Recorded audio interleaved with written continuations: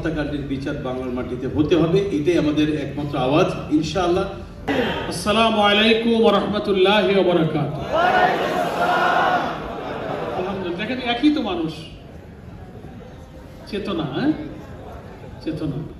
আর স্কলাররা বলেন মাহে রমজানের সিয়াম যারা পালন করেন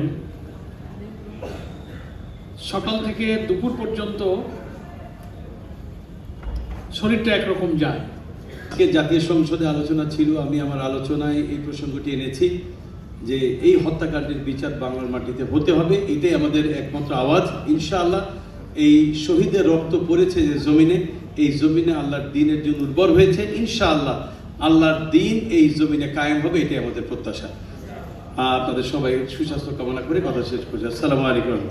কারণ আমরা দেখেছি সরকার দলের যিনি প্রধানমন্ত্রী বর্তমান, তিনিও কিন্তু হ্যাঁ ভোটের পক্ষে, ইচ্ছা থাকা না সত্ত্বেও তিনি হ্যাঁ ভোটের পক্ষে প্রচারণা করেছেন একদিন হলেও। তার মানে আপনারা সবাই গণভোটকে মেনেই মীমাংসা করেই আমরা সবাই কিন্তু এই নির্বাচনে অংশগ্রহণ করেছি। এই নির্বাচন কোনো একটি নির্বাচন হয়নি, এত ইঞ্জিনিয়ারিং এর পরেও গণভোটে 70% ভোট কিন্তু এসেছে জনগণের পক্ষে থেকে।